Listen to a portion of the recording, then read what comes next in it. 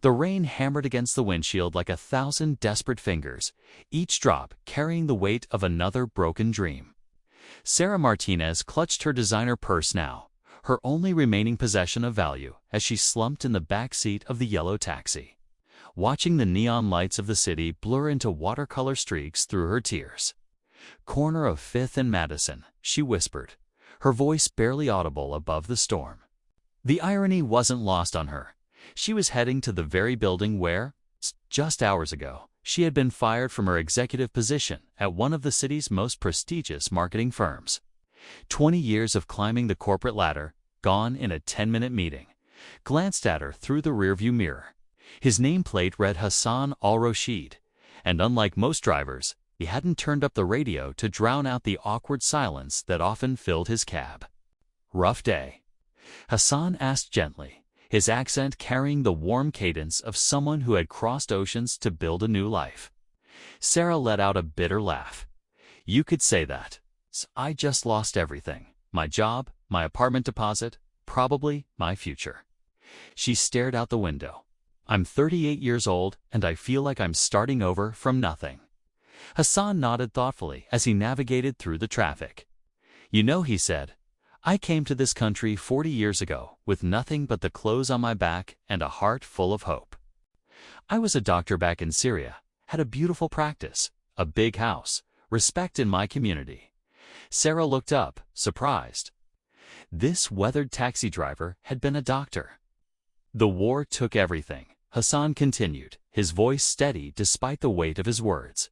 "My clinic was bombed, my colleagues fled, or ... He paused. "I arrived here with my wife and 3 children, speaking broken English, carrying medical degrees that meant nothing in this new world." The taxi slowed as they approached a red light. Hassan turned to face Sarah fully. "For 2 years, I drove this taxi 16 hours a day, 7 days a week. My hands, which once performed surgery, gripped this steering wheel until they bled. My wife cleaned offices at night. My children wore second-hand clothes and pretended not to notice when other kids laughed."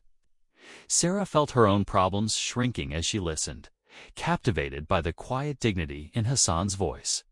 "But you know what I learned during those dark times?" Hassan's eyes sparkled with something Sarah hadn't expected: joy. "Every passenger who entered my cab was carrying their own story, their own pain, their own dreams. This taxi became my new clinic, and instead of healing bodies, I learned to offer something different: hope."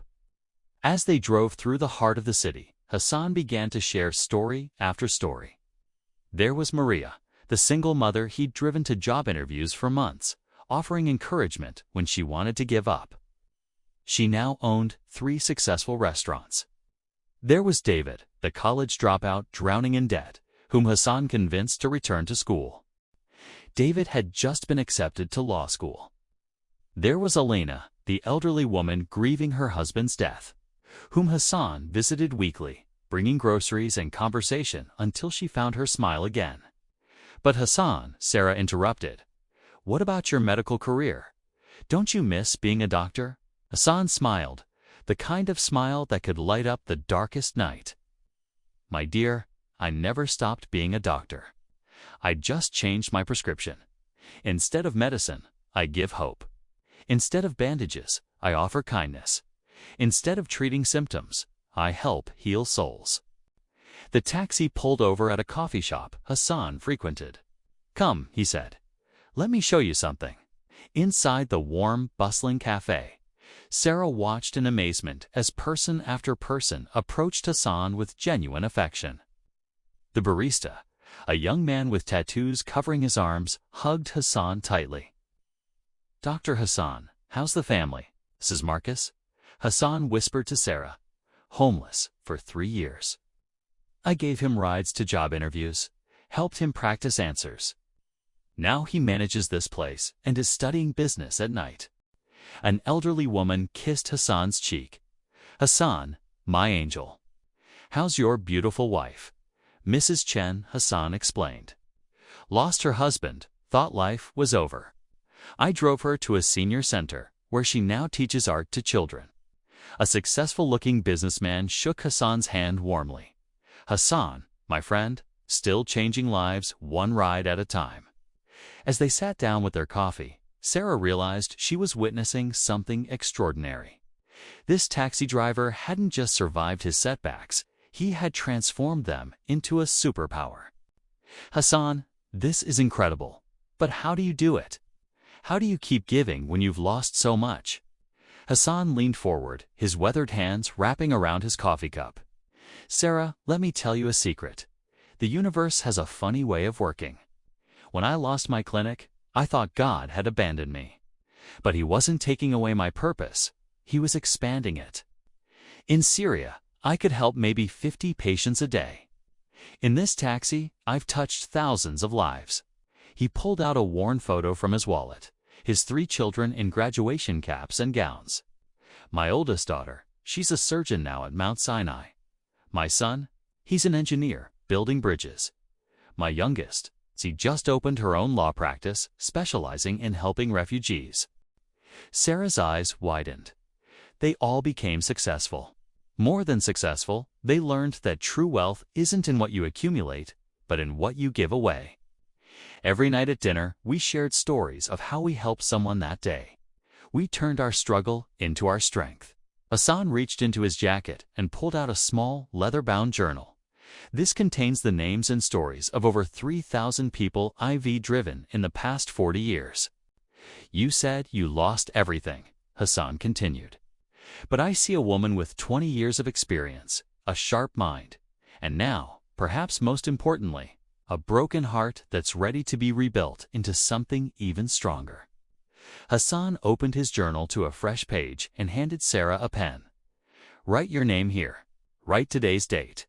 And write one thing, just one, that you're grateful for right now. With trembling hands, Sarah wrote, Sarah Martinez. Today's date, grateful for meeting Hassan Arushid, who reminded me that endings are just beginnings in disguise. As they returned to the taxi, Hassan made an unexpected turn. Instead of heading to 5th and Madison, he drove to a small community center in Brooklyn.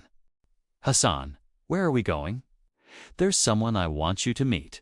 Inside the community center, a vibrant woman in her 40s was leading a group of unemployed professionals in a workshop about career reinvention. The sign outside read, Phoenix Rising Career Center. Founded by Dr. Amelia Rodriguez, Hassan approached the woman with a huge smile. Amelia, I have someone special for you to meet. Dr. Rodriguez turned around, and Sarah gasped. She recognized her immediately.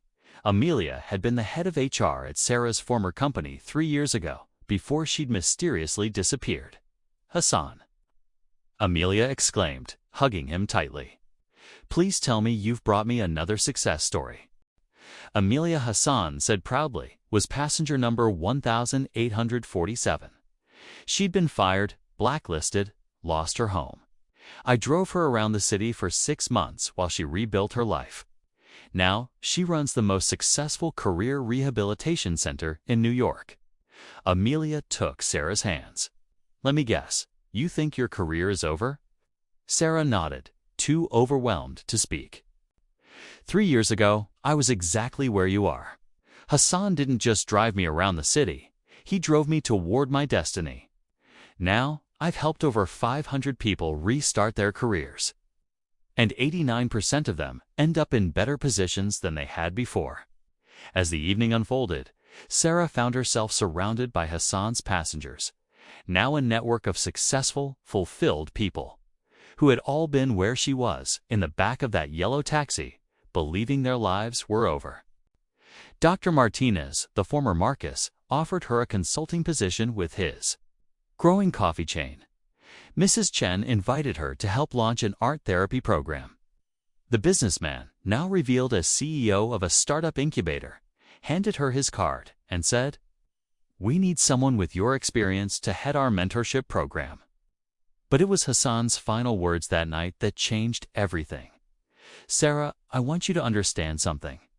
Tonight, you think I saved you. But tomorrow, when you start helping others the way all these beautiful people helped you, you'll realize the truth. You saved yourself. I was just the driver. 6 months later, Sarah stood on the stage of a packed auditorium, delivering the keynote speech at the Second Chances Success Summit, an event she had organized through her new nonprofit organization. In the front row sat Hassan, his wife, and his 3 children, beaming with pride. They say that when you're at rock bottom, the only way to go is up. Sarah addressed the audience of 2,000 people who had all faced major life setbacks. But that's not quite right. When you're at rock bottom, you have a choice. You can stay there and become a victim of your circumstances. Or you can use that solid foundation to build something even more magnificent than what you had before. She paused, looking directly at Hassan. Sometimes an angel comes disguised as a taxi driver, not to rescue you, but to remind you that you have wings. The standing ovation lasted for 5 minutes. But for Sarah, the real applause came from the voice inside her head. The same voice that had whispered in Hassan's ear 40 years ago, telling her that her greatest chapter was just beginning.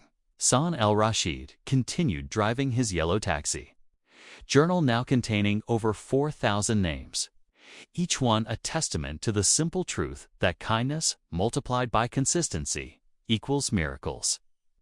And somewhere in the city, at any given moment, passenger number 4001 was climbing into the back seat, about to discover that their worst day was actually the first day of their best life. In the end, Sarah realized that Hassan hadn't just changed her life, he had taught her how to change her own life, and in doing so, given her the power to change countless others. The taxi may have been yellow, but the real journey was golden. Like and subscribe for more videos.